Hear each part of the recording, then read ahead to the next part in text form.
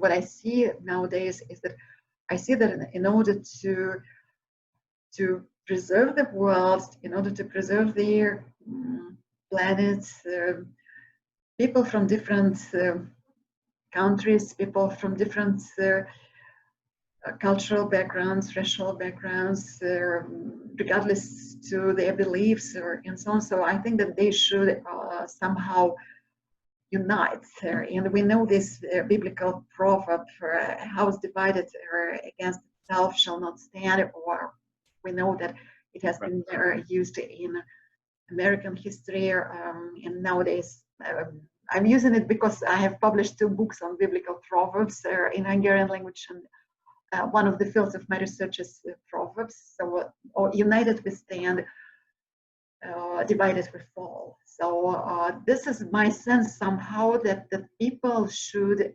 unite. But if I think about countries, which we have some countries which are very rich and some countries which are extremely poor, if I think about people who are just like very rich people and very poor people, so poor people might want to unite with the rich people, but what about rich people? So they might not want to do it.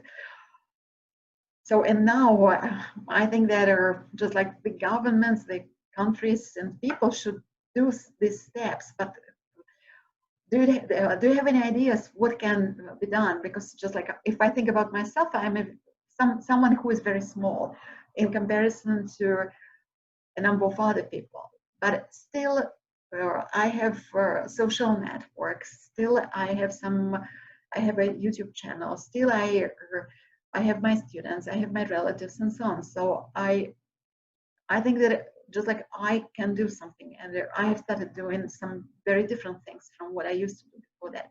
So what do you think people should do? How can we save our planet? One area that I'm impressed with is what a young guy is doing in New Jersey. Mm-hmm. He's of Hungarian descent. He attends Princeton University, and his company is called TerraCycle, and then they just spun off, and if I get something wrong, I hope nobody gets upset about it, but they are looking for ways to reuse plastic. Mm-hmm. And they come up with a solution, a temporary solution with using UPS, and that when your, for example, shampoo plastic bottle is empty at the end of the month or whenever you finish using it, that and the other plastic bottles you put into a UPS bag, and UPS picks it up and takes those back to a location where they clean them and refill them. So instead of recycling which means that we're having to take them through one more process, we're making it very easy for the people to participate. I mean, how much easier it is to have a bag, put the empty plastic into it, tie the string, and put it out in front of the house at the end of the month.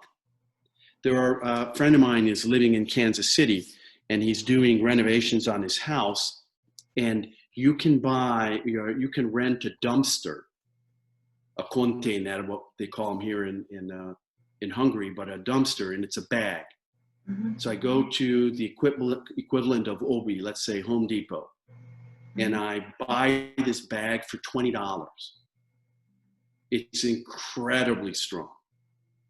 I can carry it in my hand. And then I open it up, it comes in different sizes, and I can fill it with all sorts of junk from the yard if I'm cleaning out the attic. So I can put a lot of stuff into it. And there's an application on the phone that I download to my phone. And once this bag is full, I just on my smartphone send an order to the company, and they come and they pick up my bag.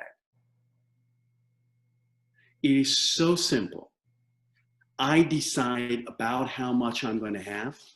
And where I think most governments tend to fail is that they see changes at a policy level, but they don't see the changes at an application level. Mm-hmm.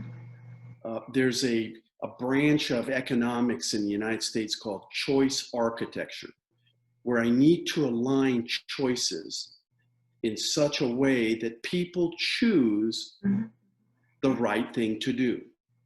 When they first started recycling, and they put these yellow silos around neighborhoods, but they were not close to each other, so you may have to walk 10 or 15 streets to get to one of those.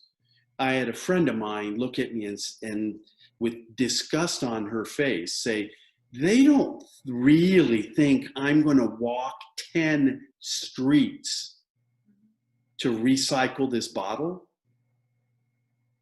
And I said, yeah, they are. She said, well, I'm not walking 10 streets. And not only is she not walking 10 streets, lots of people are not walking 10 streets. Is that the right thing to do? No.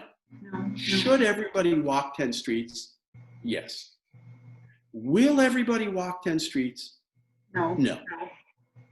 And so instead of spending our time trying to come up with reasons why that person is bad, we need to make it so damn easy to recycle that plastic bottle that they do.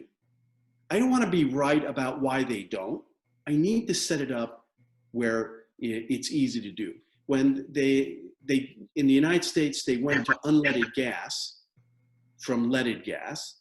That was a change to benefit the environment.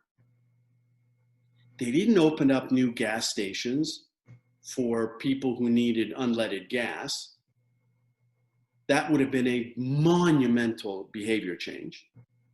They put the same pump for gas at the same gas station, but they changed the size of the nozzle so you couldn't take the old leaded gas nozzle and put it into the unleaded gas hole.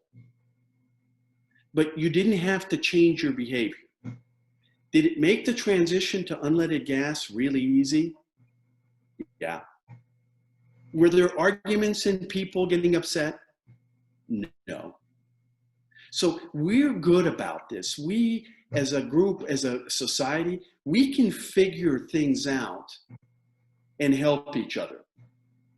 For example, when we were building the ATM company, in the beginning, one of our problems was that too many of the cards that people used to get the cash withdrawal, too many of them were left in the machine and ultimately captured by the machine, and it was a big headache. Those were taken to the bank sent them back to us, and then a few days later, the tourist or whomever would come to our office and pick up their bank card. Now, it was easy to say to the customer that, look, you're an idiot.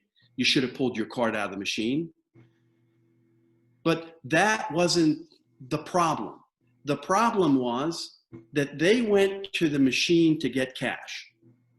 So in their mind, when they got the cash, why they went to the machine was over. They did not go to the machine and end that in their mind by withdrawing the card. They got their cash. Mission accomplished, they left. So all we had to do, what do you think, Anna? What was the fix? I mean, the sound, the beep, that your card is over there. We reversed the order. At first you think, yes. So the only way the cash came out is if I pulled my card out. But do you know, right? Do you know what happened? Oh, sorry. Go ahead. Do you know what happened once with me? Once I left my cash there, so and I never got it back. It was years ago, not too much money, maybe 10,000 or 20,000 forints. I don't remember, but simply I took the card out without cash. But I guess it's better to leave 10,000. Okay, but normally, and I don't know if it happened, that would be fixed by the system. Because the machine, if you didn't take the cash, it notices the cash isn't taken, it pulls it back in and reverses the transaction. I mean, I don't know. I don't know, because that was the time when I realized that a few days ago it was in a different city. I didn't do anything about it. Right.